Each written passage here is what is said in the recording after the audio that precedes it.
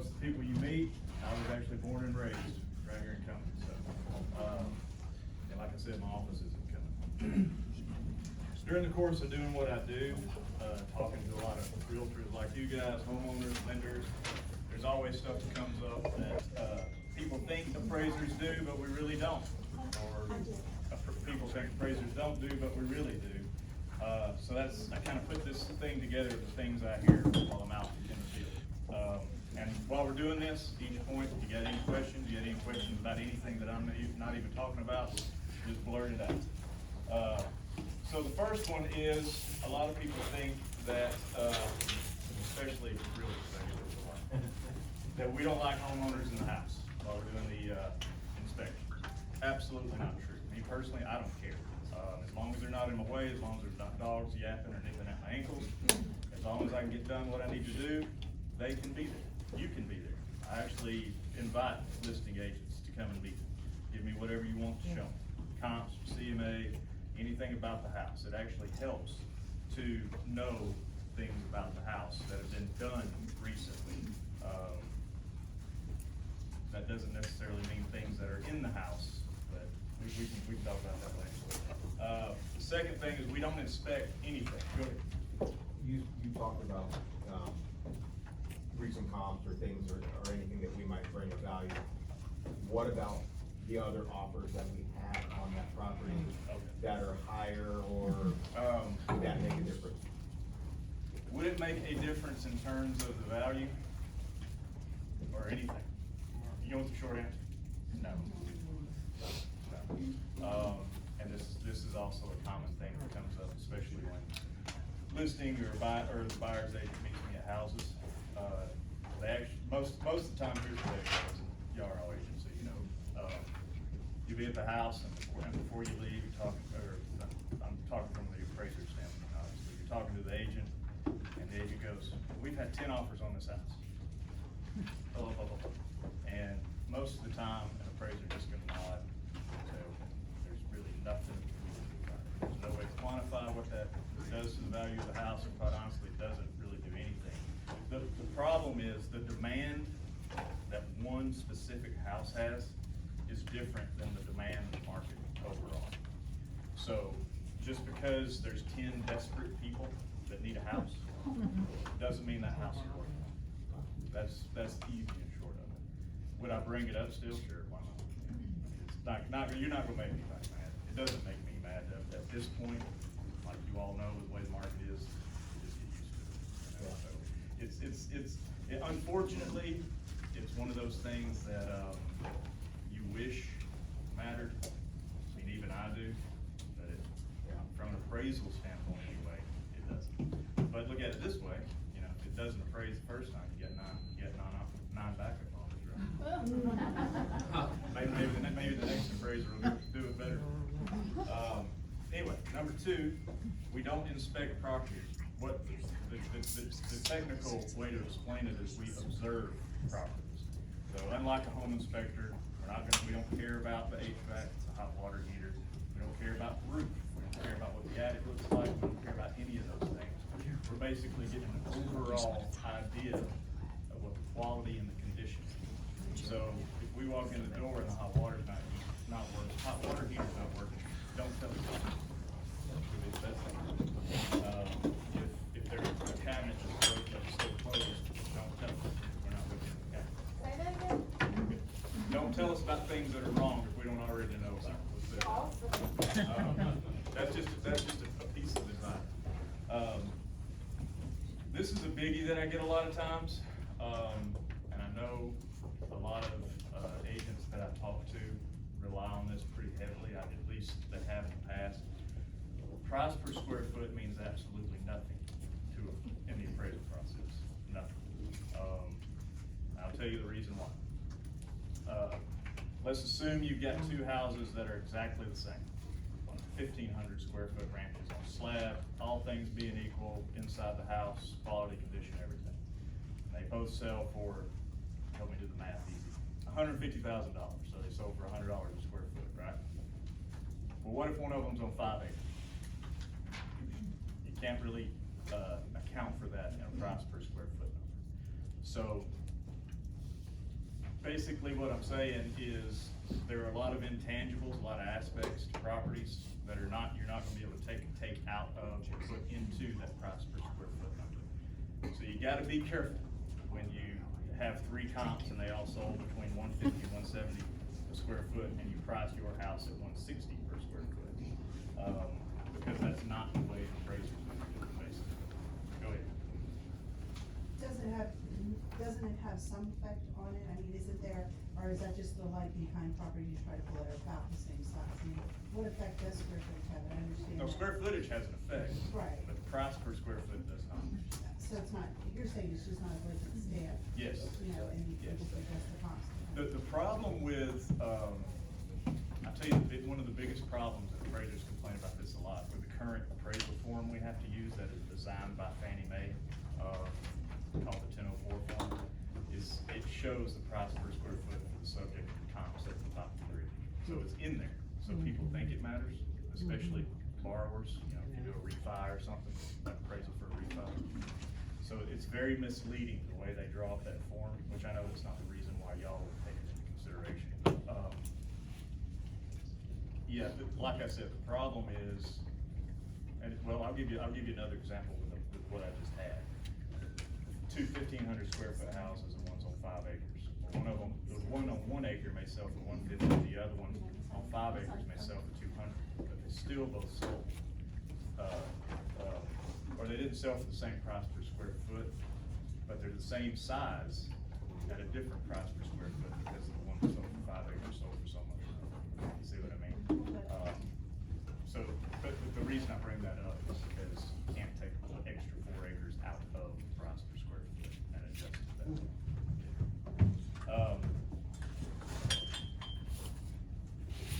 Appraisers take square footage from the tax assessor for the subject property. Now, if you've ever been there with an appraiser, you'll see him pulling a tape or using a laser. I have homeowners all the time when I walk into the house say, well, this is what the tax assessor says the square footage is. And I look at them and I say, I don't care what the tax assessor says the square footage is, because I just measured it. That's the square footage that's gonna be used for the subject property. All the comps, that's a different thing. You gotta use what you can use.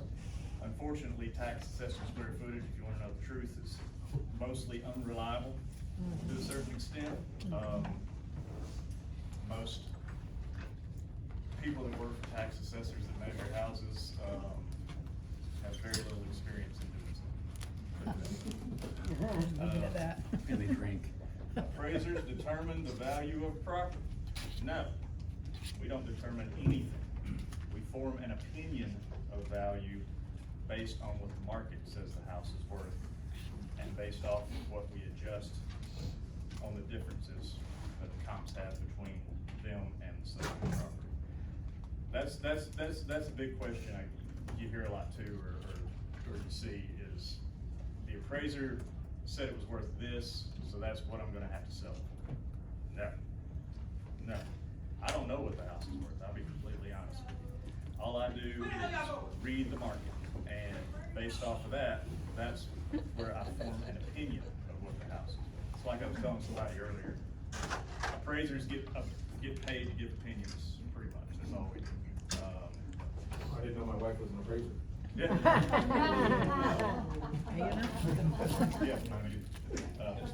Speaking of that, wives, I actually have a pretty unique perspective on appraisers and agents and stuff, because my wife's an agent also. She's actually a broker. So, I know what you guys go through, let's put it that way. I mean, it's, none of this, especially real estate nowadays, is not an easy job at all. Number 6, appraisers consider listings and pending sales for comps. Nope. For it to be a comp, it has to have closed. I'll tell you the reason why. Let's say you do use a listing or a pending sale, because this is another thing that appraisers get from agents and homeowners is, well, the house, there's 3 houses in here pending for 500, 550, 575. But everything that's sold in the last 3 months sold for 475, 490, 495. That's the problem. So until those close, they have no effect on the market. So if I were to put one of those in an appraisal report and it never closes, I just formed an opinion of value based off of nothing. pretty much. That's the issue.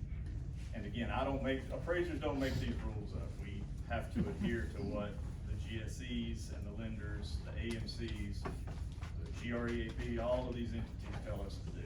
So, for it to be considered a comp, it has to have closed. Now, can you derive certain things from active listings and pending sales? And do a lot of lenders want active listings and pending sales in the appraisal report? Yeah, but the main reason lenders want them in there, they kind of use them as and this all started after 08, but they like to have them in there because it's a way for them to try to predict the future, you know?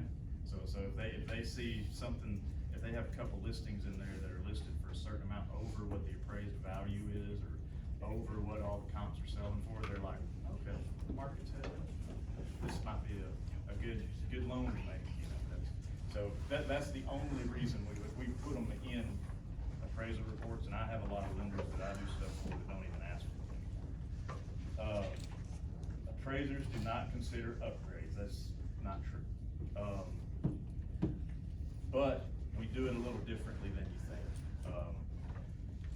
This is something that you hear a lot.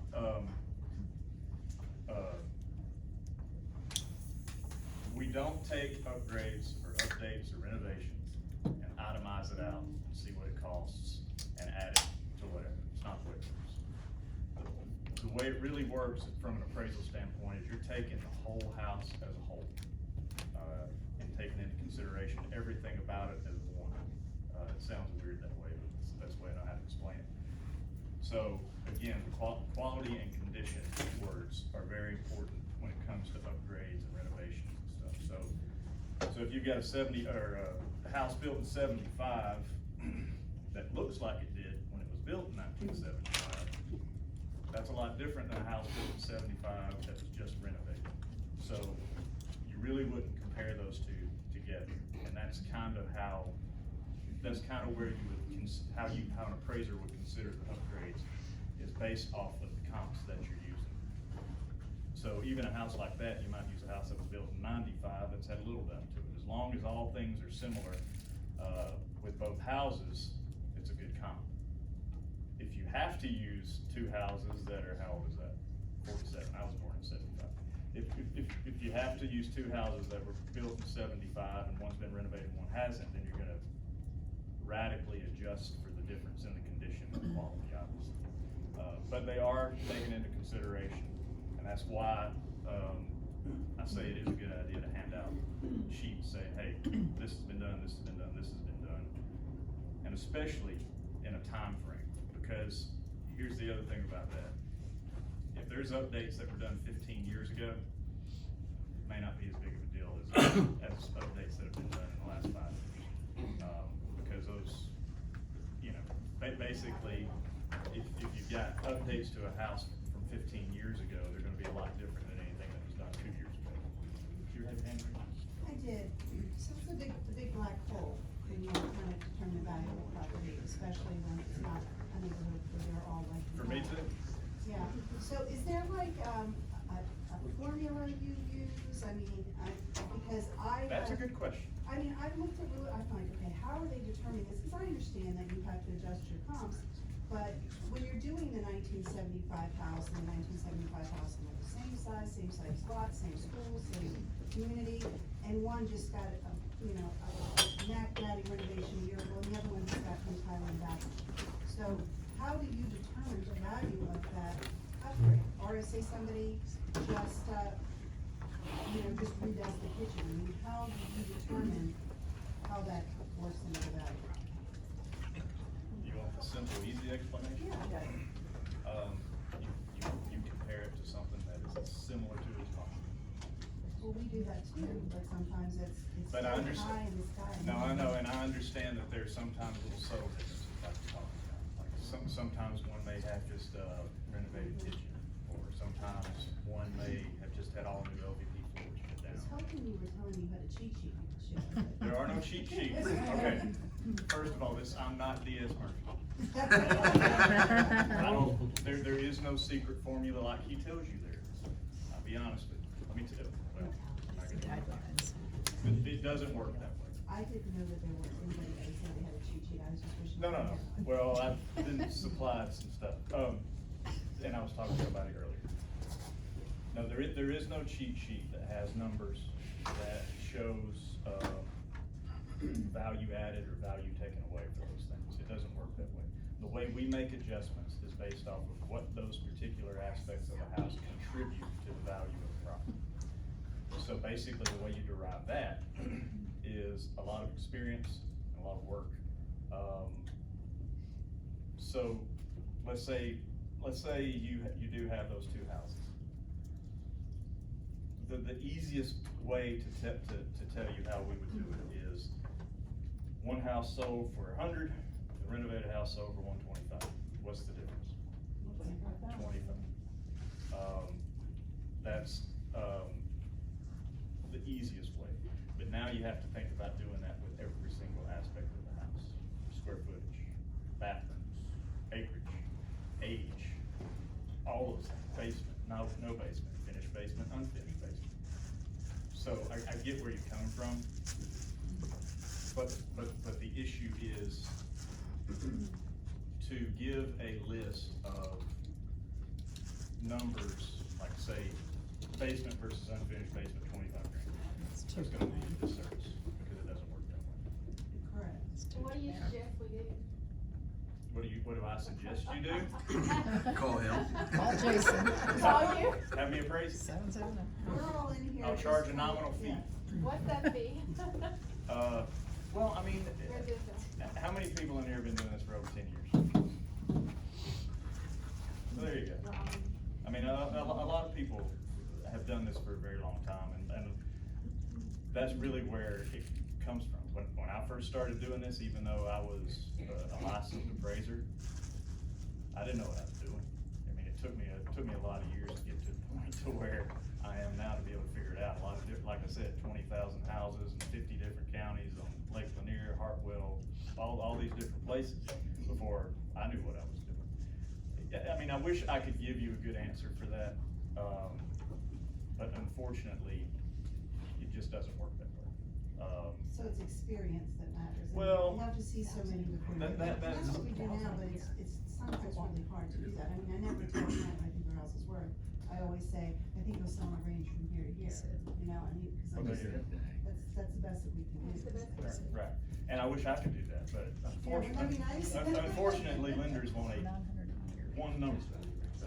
I mean, there's gotta be value attached to certain things, right? There is, sure. So But the everything market- considered equal on these 1,500 square foot homes, one's got a 2-car, one's got a 3-car. The market determines that. Yeah, so basically, like I said, if you've got two other comps, one of those that's actually a good example. If you've got two other comps, take those two away, and both of them sold. All things being equal, again, 3-car, 2-car, 125, 130, 5 grand. That is in the simplest terms, the way to explain I got a question. I have a house out in the middle of nowhere. There's nothing around it. How is that appraiser gonna come it. up? Don't call me. Oh, man. And in the middle of, we just passed due diligence, we're in the middle of this whole thing. Is this a true story? It's a true story, it happened Okay. right now. And it's in the middle of nowhere. So how does this appraiser come up with, I'm worried about In the it. middle of nowhere. What Where- county? When you say middle of nowhere, It's, in, Jefferson, way out in the country. that is the middle of nowhere. Yeah. Is it near the battery plant? Is it, And it's a big house, it's Jackson County, right? Yes. Okay. $700,000 house in the middle of nowhere, so how do we, How'd you price it? I didn't price it, my buyer. Oh, you. No, you're the your buyer's buyer's agent, agent, yeah. okay. How's the listing? I was gonna say, how'd the listing She agent? did you say it was? She started at $850 and it went down to $7 because, you know, it's in the middle of nowhere. Well, it's obviously something that's a New and it's beautiful. lot of acreage. Yeah. How much? There's 4.5, well, they're actually a total of 5 acres. One's on a creek, half part of it's on a creek, and a river. If, I can tell you, all I can do is speak for myself in situations like that. What would you do? And I can tell you,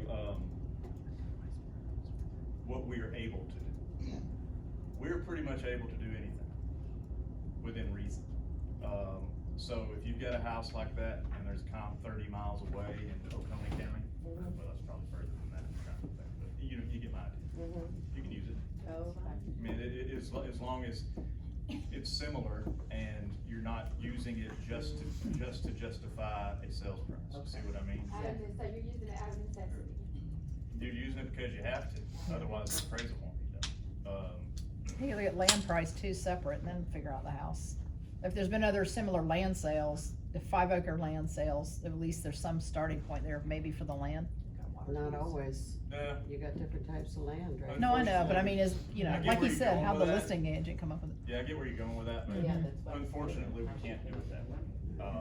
But anyway, but yeah, there's no rule book that says an appraiser can't use a sale that's 30 miles away, if it has to be done. I'll give you a good example. I did a quadruplex in Cartersville right before Christmas. Actually did 2 of them, they were side by side, for a good client of mine. That's the only reason I drove out there. Cartersville and Bartow counties, Cartersville a little bit, obviously bigger city than Jefferson, but the 2 counties are pretty similar. I had to use a comp in Canton, 19 miles away. The lender didn't say anything about it. And the reason for that is because there was only 1 or 2 other quad sales in the whole of Bartow County. So, what I would suggest, if you talk or see or hear from Mr. Appraiser Man before he goes out there, or while he's out there, is ask him, hey, what are you gonna use? And if he doesn't have a good answer to that, provide him with something. Okay. Don't say, hey, use this. Perfect, thank Offer you. it. What is y'all's rules or opinion on crossing county lines? Like specifically, I focus on North Forsyth and South Dawson. And right now in South Dawson, I'm dealing with 2 super low appraisals, and he's pulling subject properties from Dawson, but if he Is would his go. name Jason? No. If he would go into North Forsyth, it's there easily, but he won't. And there are really no comps in Dawson on these 2 properties. It's kind of gray area. Again, there's nothing that says you can't.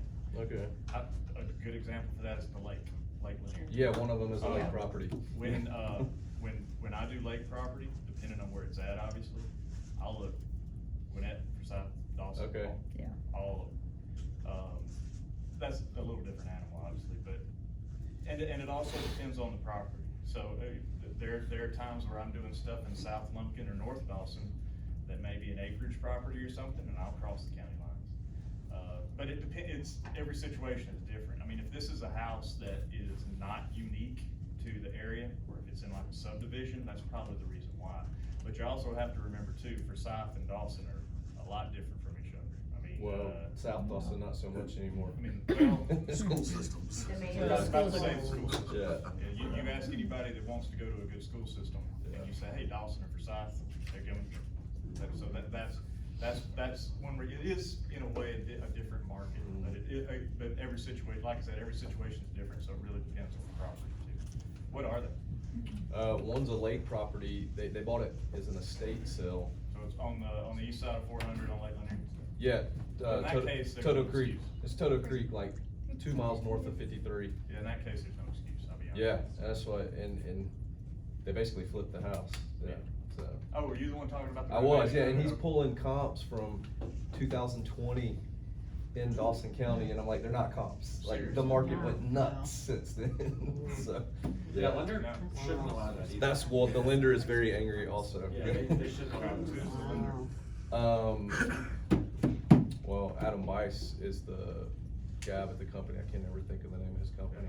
He's pretty angry too, they've ordered another appraisal, and it's a jumbo, which makes it even worse. Yeah, if you're on the lake, especially like there where the Chestatee River is about Yeah. half a mile wide, and Paul County's right over here. Yeah. There's no reason for that. That's my opinion. Well, that's everybody I've talked to in this deal's opinion, so, and nobody knows who this appraiser is either, he's like a random guy. Oh, really? Yeah. Is the lender some random? It's Mortgage Investors Group. No, yeah, Mortgage Investors Group, yeah. The problem is it wasn't North Point. I have a very- Yeah, that's right, I'm that's not right. arguing. Basically, yeah. That's not Josh. Appraiser pool on a lakefront, big water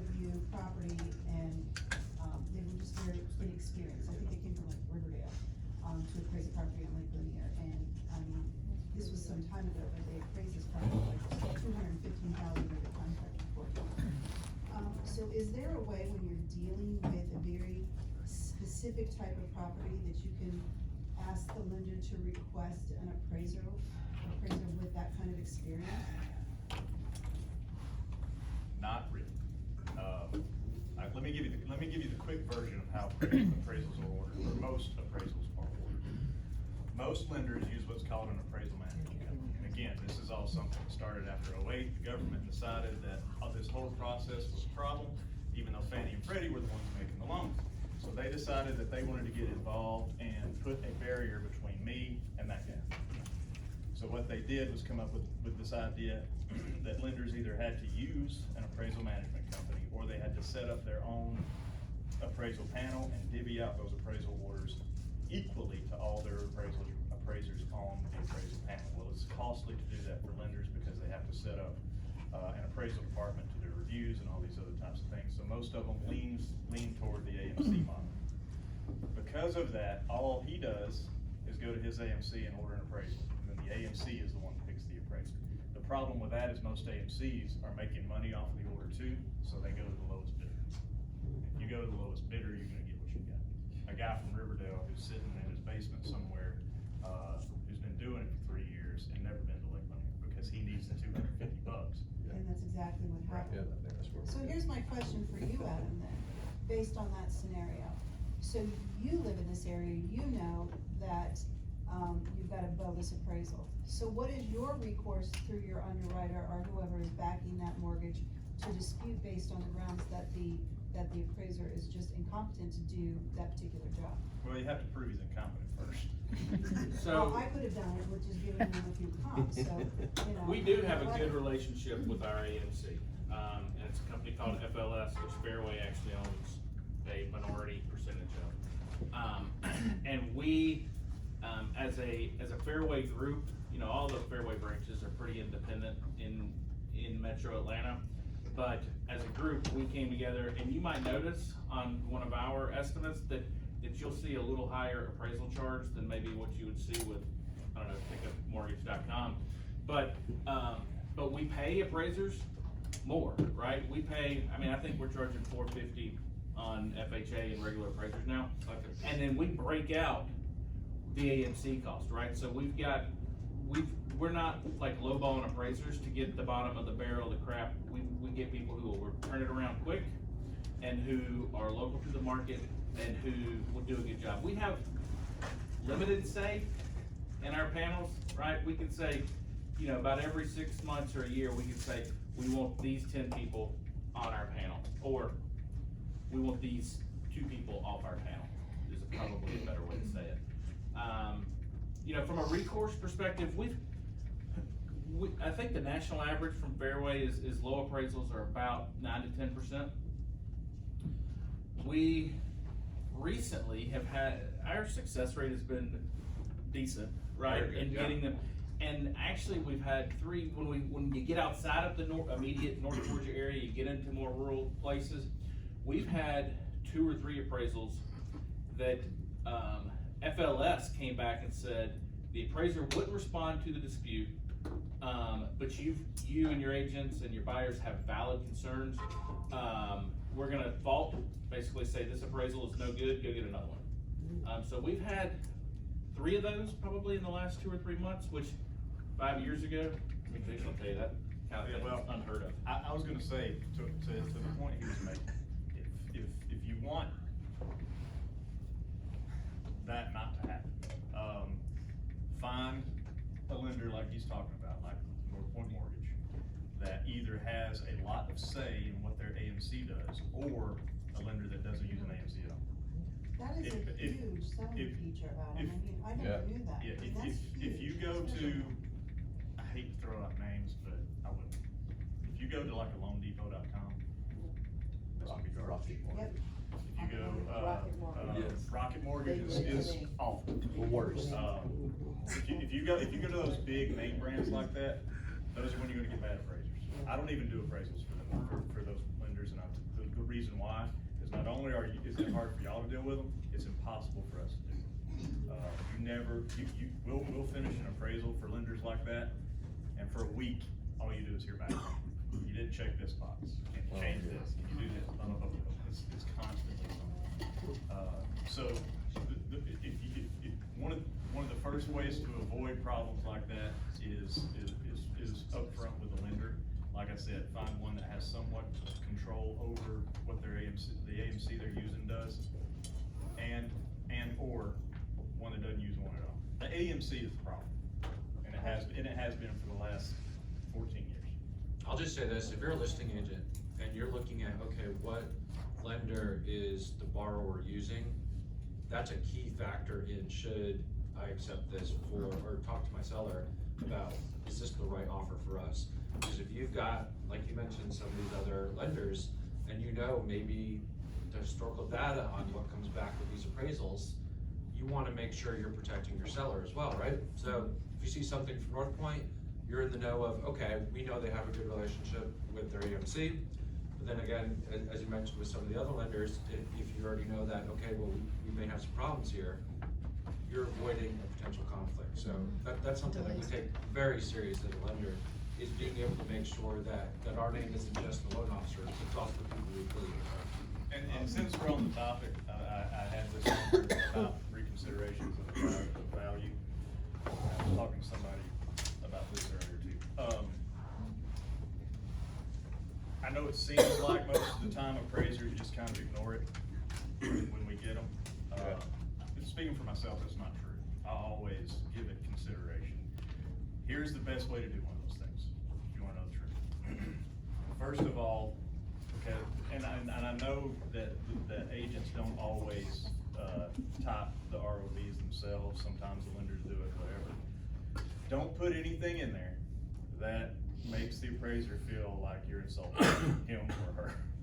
So let's say you put something in there like he missed the hardwood floors or blah, blah, whatever.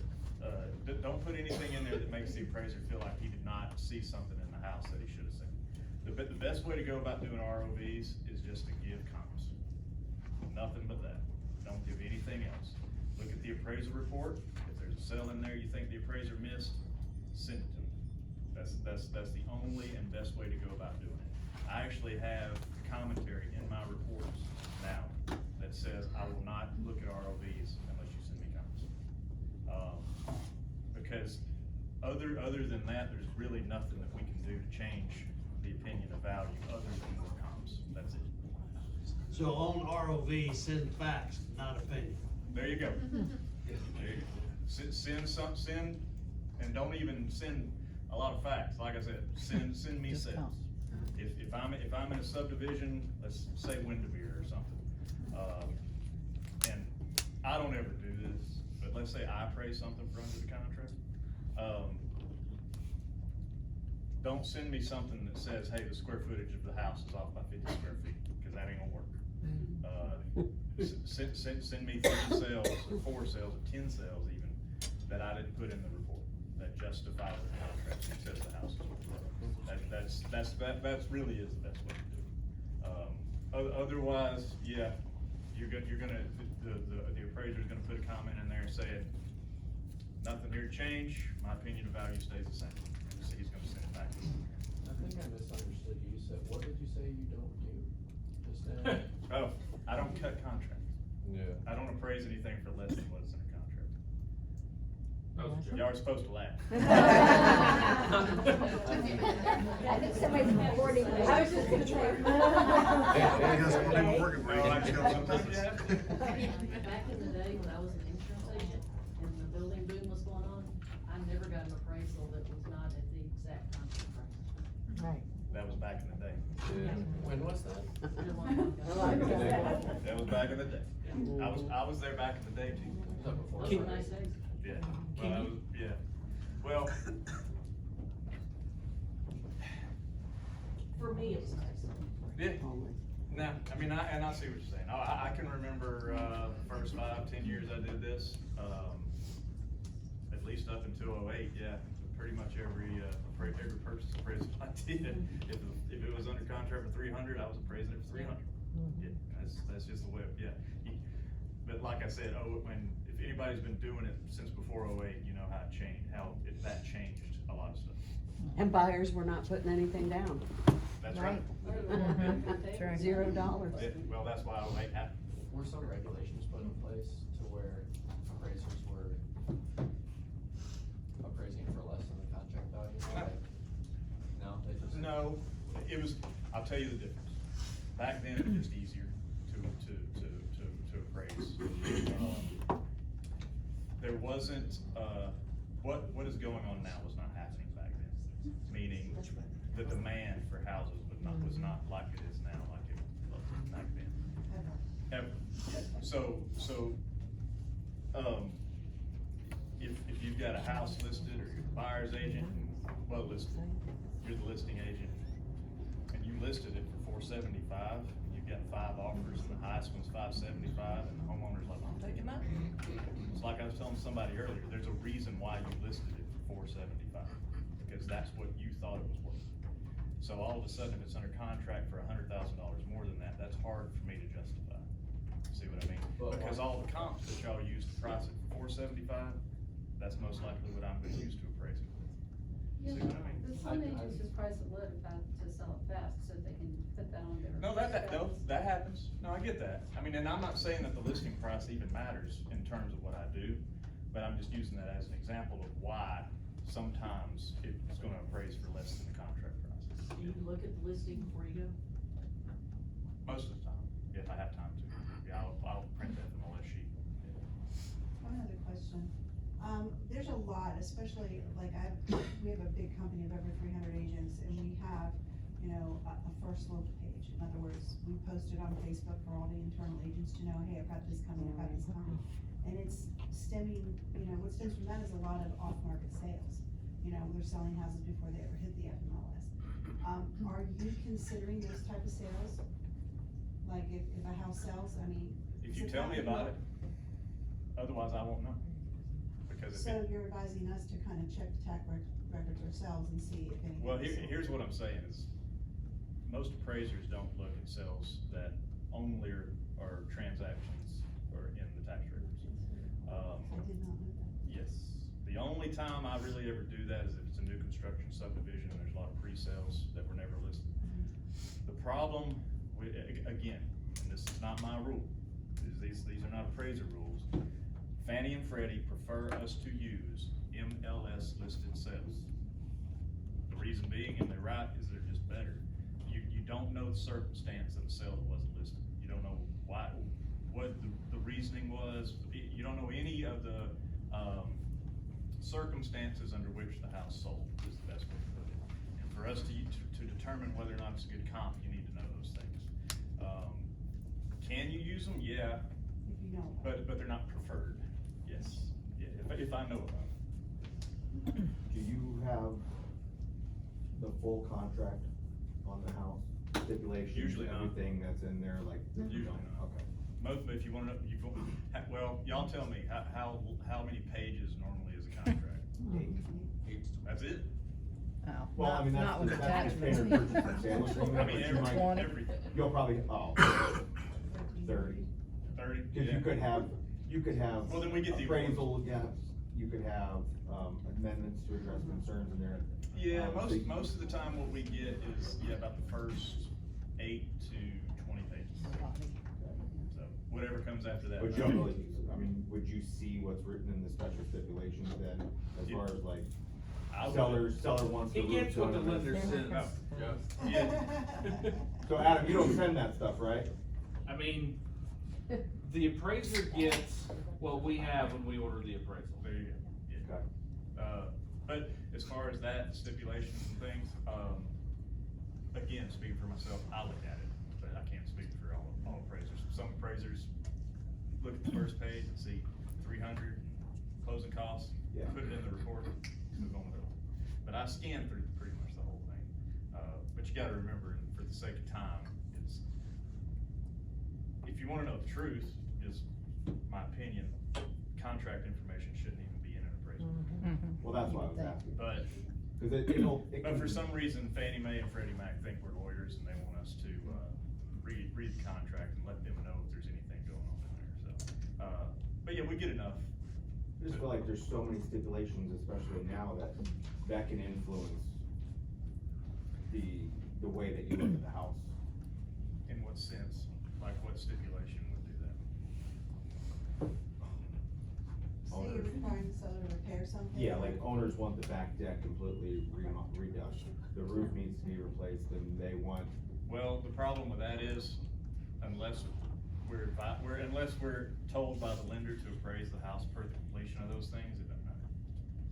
Because we're gonna appraise it as is, as whatever the deck is, whatever the roof is, all those things. And Joe, that also opens up the appraiser to have to go back out and verify that That was has done. been done. Yep. Well, If it's done per the completion of those things. Correct. so land on, for just a minute, if you would, some of the differences, there's a massive stigma of, against FHA and government loans versus conventional loans in the market. So if you can land on kind of some of the differences, and specifically, you know, the level of repairs that may or may not. Well, the reason why, yeah, I mean, the reason why a lot of people I talk to prefer their buyers not to go FHA, yeah, is because of the potential problem if the appraiser finds things that don't meet FHA guidelines. Or then there's the issue of if it doesn't appraise for the contract price, that appraisal sticks with FHA for 3 months. Or Only 3 something, months. something like that. 6 months. 6 months? Yeah. Okay. As far as the repairs go, FHA or HUD, looks at 3 things: safety, security, and structure. So, an example, and if you've been doing this long enough, you've probably got an appraisal back like this, of safety would be if the decks don't have any rails, or the rails are falling off. So, you know, if you got a 3-year-old kid that walks in on the deck, can fall off, that's safety. Structural is just what it sounds like, you know, cracks in the foundation, well, structural, cracks in the foundation, if there's cracks in the headers that show settlement, stuff like that. Security is not what it sounds like. Security doesn't mean that all the doors lock. Security means that the house can secure the loan, meaning it's marketable, it will resell. So if you've got some kind of, octagonal geodesic dome or a berm house or something, that's, yeah, off the wall, HUD may not want that because they see it as a problem down the road if they have to foreclose on the house.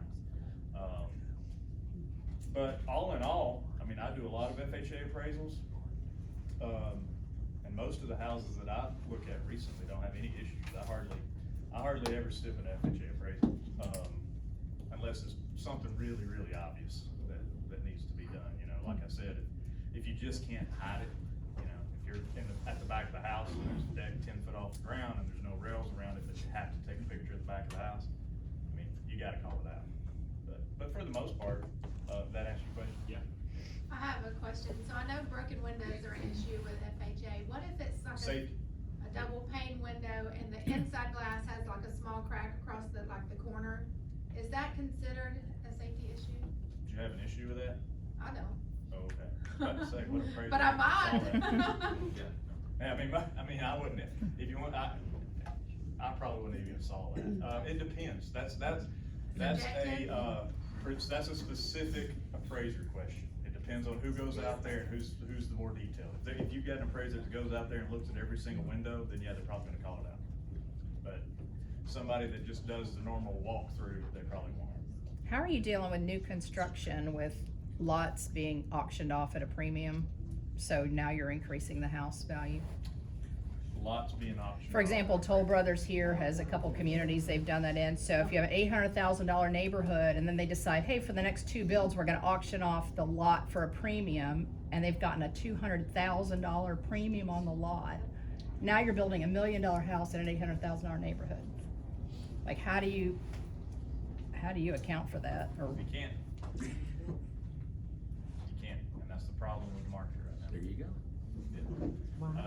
Welcome to Casimir Road. I mean, well, first of all, I know, right? in that example, you have to take into consideration that if that's what they did with the lots, those weren't arm's length transactions.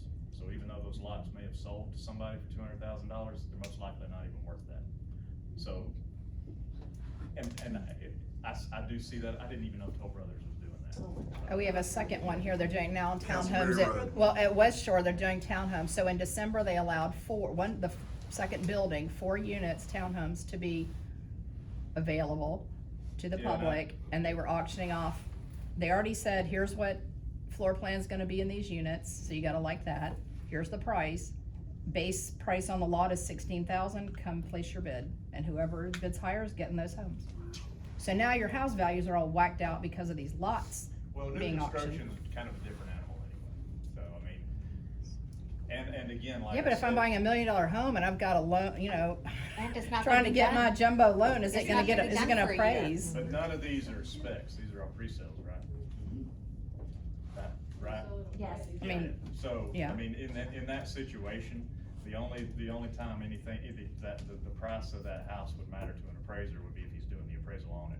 Because again, like we were talking about. That's what I mean, you're not we're gonna use it even for a gonna know what comp, it's sold for. but if I'm trying to get a loan and it's gotta get appraised, I mean, what do you do with that? You better hope something Comes sells up more before expensive. you close. Yeah.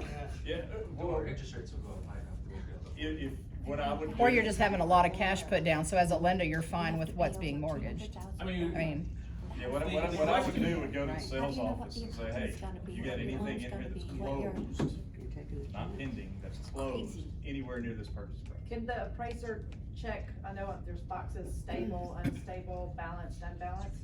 To me, that would be an unstable, unbalanced market. You don't want us to do that. You don't want that. Your lender doesn't want that. that. He just clicks it. you just say, have a nice day, cafe. No, as soon as You you ain't getting start one. hitting buttons that are odd on those appraisal Yeah. reports, that's when the underwriters go. Yeah. Bye-bye. Yeah, you know, But that yeah. sounds unbalanced to me.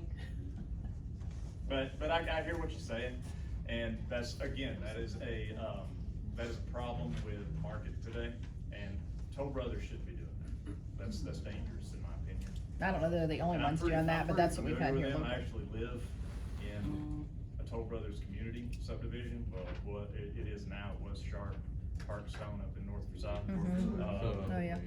And I do appraisals for 2 of their preferred lenders, so I see a lot of their new construction, but I haven't heard anything like that. That's down on Castleberry Road in November. They sold a cul-de-sac lot with a full basement finished for $850 and a $20,000 lot premium. The next month, they opened up 2 cul-de-sac lots in the next phase, same floor plan, finished basement and everything, said the house is gonna be $850,000 with a $20 lot premium. Come bid on the lot. Come bid on it. They had 114 bids in one day. Oh, man. So And those the are guy million- that so won it, those the are guy that $1 won homes it now. has been looking for over a year, and he paid $240,000. This is the one on Castleberry? Castleberry Road. The one on the right if you're going towards Bellevue? Yep. What are those houses gonna be like? The last ones that they had sold previous were in the mid-8s. They go up their cul-de-sac lots, full basements and done out, go So to 8s. So they're like basically- It's the 600 same to house. 800. Yeah, so basically what is causing the purchase prices to go up, that doesn't have anything to do with the actual house. No, all it's the lot. It's- yep. That's right. So not even, construction costs. No, they're saying Right. it's 850 for your house. The lot premium is 20,000 because it's a cul-de-sac lot instead of being on a straightaway. Bid on the lot premium. Mhm. And that's what they're doing at West Shore here too. Castleberry Road. They're doing the same thing, in Woodstock. Yep. No road. Are they? Yeah, I don't, the issue with stuff like that is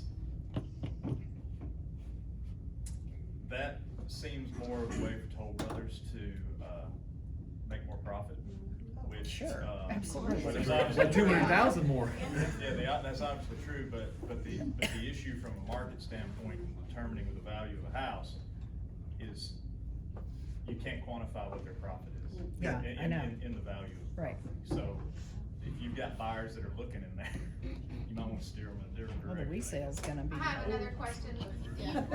Do you check to see if the right permits were pulled on like septic and, outbuildings and On things new like that? construction or Is- anything? Anything, is that part of what you do? Then what about when you have like a basement and the seller says, well, I've got 5 bedrooms, but the tax records say 3? I mean, we tell them it's gonna appraise as a 3, right? That's what, okay, that's So that came up on my lake house. It was a 3, but they added the window to it to turn it into a 4th. And the appraiser literally said, we don't care about the window. Like, that's like the law. That was the Was only it thing. above grade? The bedroom? The window is, No, the fourth bed, the it fourth bedroom was slopes. above grade? It's like, no, it's mostly below grade. Oh, then that's why. That's why. Yeah, gotcha. Now, it should have been included as part of the finished basement, and the bedroom and the basement. Yeah, I think he did. Yeah, but yeah, if it's below grade, it ain't square footage. Which I'm shocked that's not changing, since most people's basements are now the nicest part of their house. Well, the basement thing for 22 years, man, I've had to explain. Yeah. It's, I get it. I got a finished basement. Especially if you're on the lake. The house I lived in. Well, that's before what, that. It's upside this one's a down. lake property with it, the basement opens to the lake view. It doesn't matter. And I don't see how that doesn't matter. Well, because, again, these are not appraisers. I gotcha. If any, and actually, this is gonna get worse. April 1st, Fannie Mae is adopting ANSI standards for measuring a house, which is gonna make it a lot worse than it That's already crazy. is.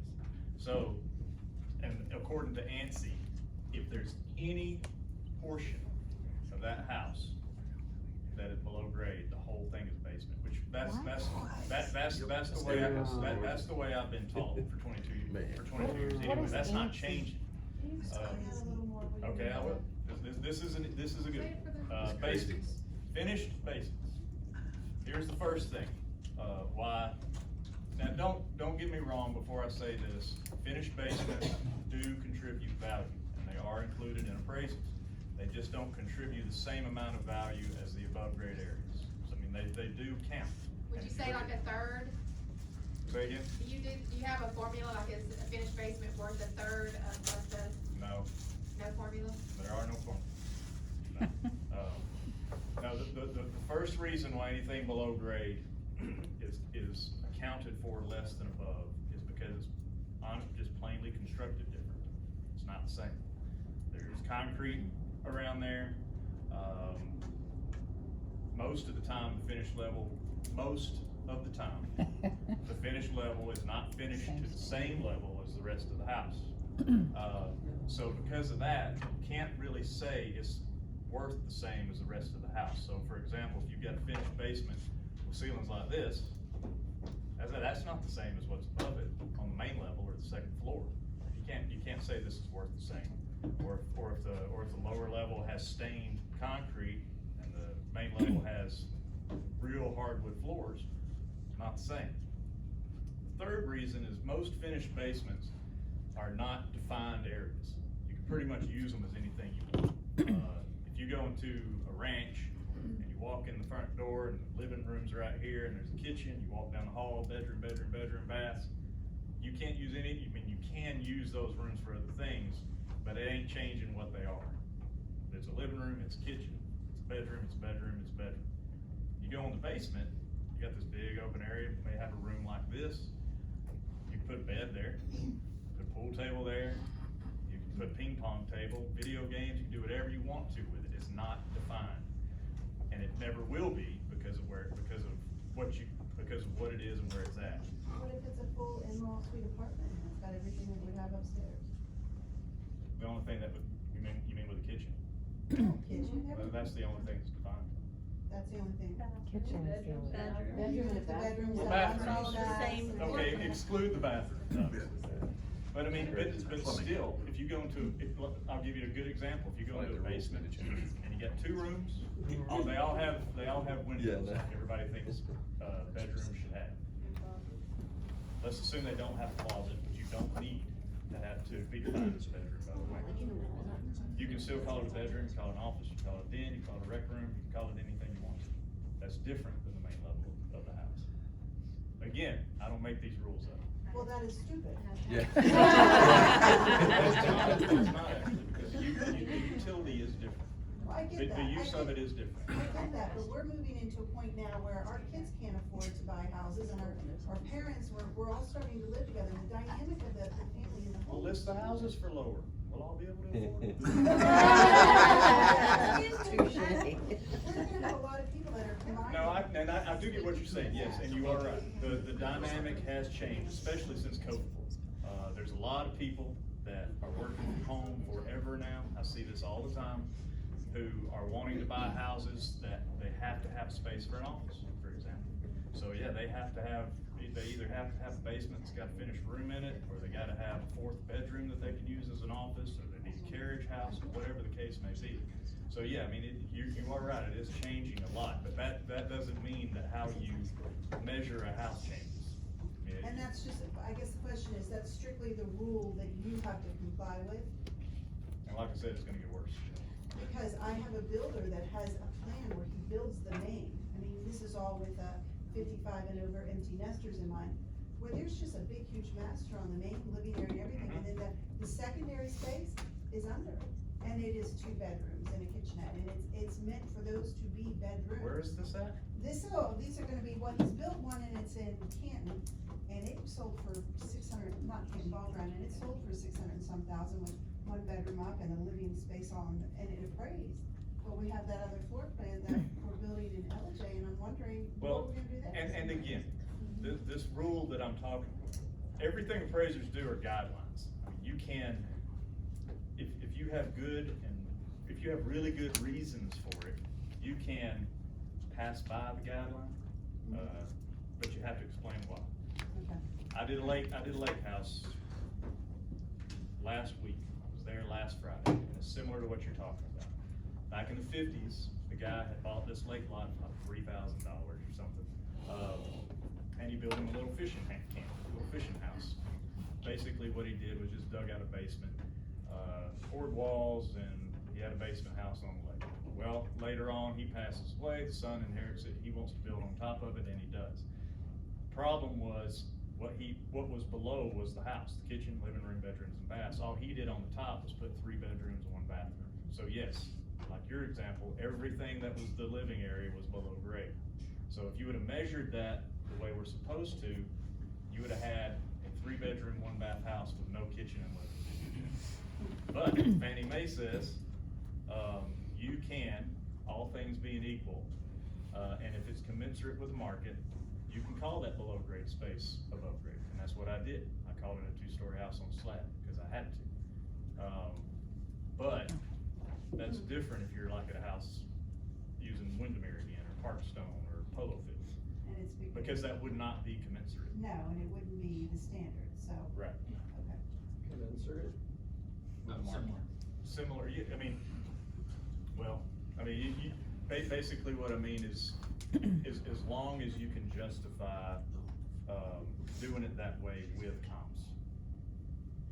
As long as you can find other things that are similar to it and justify that the way you are evaluating it is the right way per the market. Susan has a question here. So, like I had a builder that built a house and they built the basement to the same grade as the upstairs. They did the 10-foot ceiling, the coffer ceilings, the same flooring, the same baseboards, everything to the same grade as the main. So in that case, would you give it the same value? Still no. Or close to the same value? Still no. No. Now, don't get me wrong, that doesn't mean that it wouldn't contribute more value than a normal basement. So you could make the adjustment higher. Right. But I mean, we don't know how much higher. But that doesn't mean that it's still the same as the main floor. You gotta remember too, if it is the basement. It's still a basement. It's not studs and frame and drywall, it's concrete walls, concrete floors. It is different. And it costs less to finish a basement than it does to build above ground. It used to. Right, as you say, there's so many windows in this basement, I mean, there's all the way around except for, I know you're trying to finish up, but I got an FHA question real quick. So if I take a buyer up, front porch is 3 steps or less, I know insurance wise, I'm good with that around. What's FHA's rules?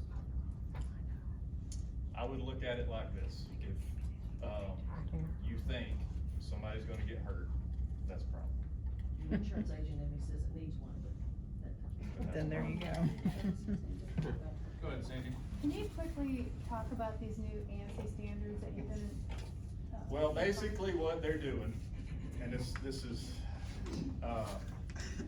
you gotta remember, you all know this.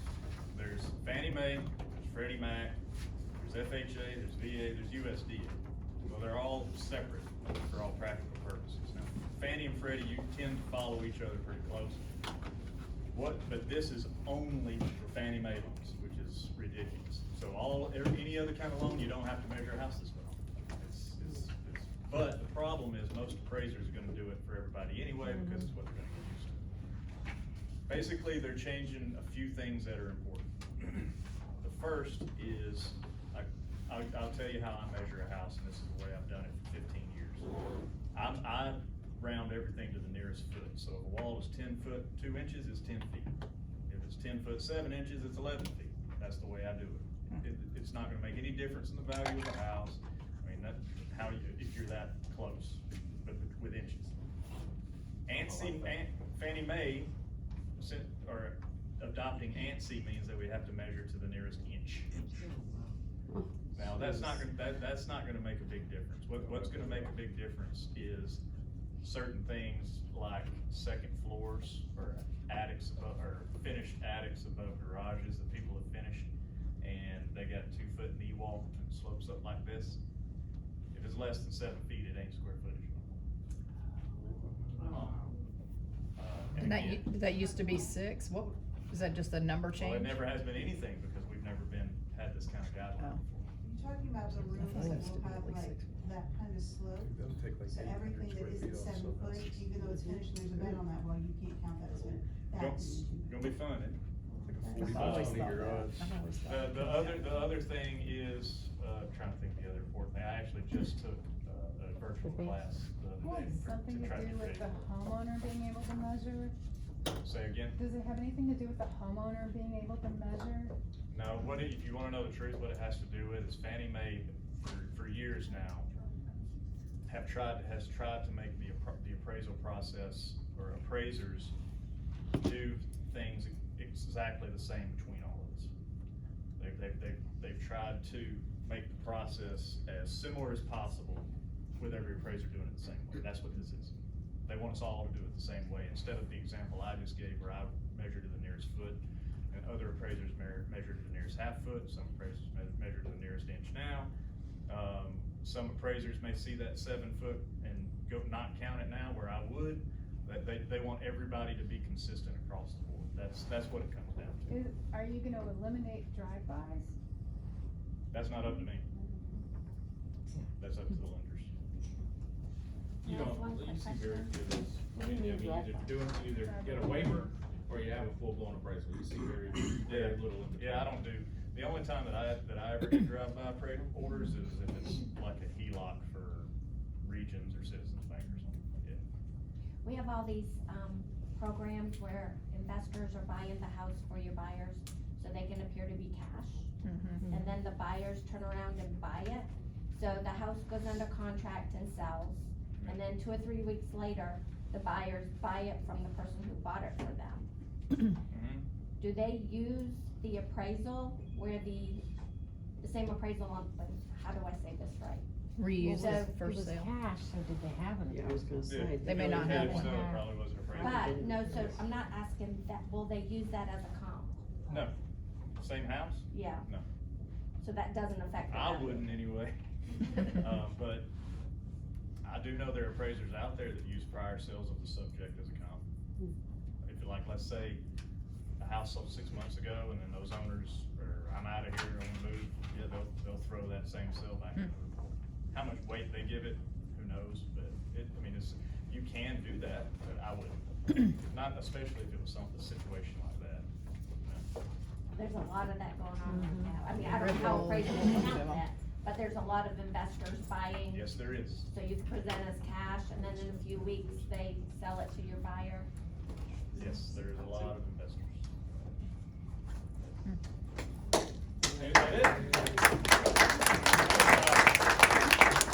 But before I go, thank y'all for listening. I know it's not the most interesting topic. It really is. My name and numbers on the bottom of that page, if you guys ever need anything. My numbers on the bottom of the page. And Yes, Jason Roland, wait, before you leave. Also, Go right back here.